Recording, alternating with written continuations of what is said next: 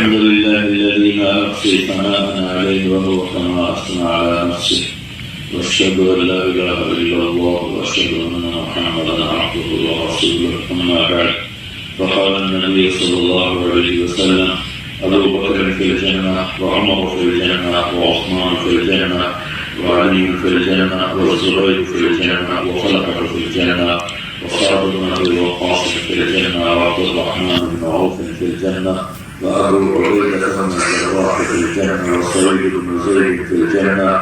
أولئك حزب الله، ألا إن حزب الله هم المفلحون، ألا إن حزب الله هم الغالبون. اللهم إنا نسألك خير ما سألك منه عبدك ونبيك محمد صلى الله تعالى عليه وعلى آله وعلى أصحابه وعلى الخلفاء الراشدين المهديين وعلى عترته الطاهرين الطيبين، وبارك وسلم تسليما كثيرا.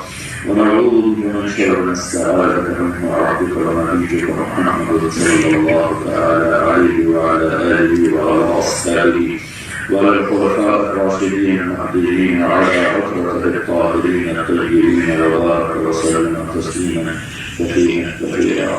اللهم يا ربنا أنت المستعان وعليك البلاغ، ولا حول ولا قوة إلا بالله العلي العظيم. سلام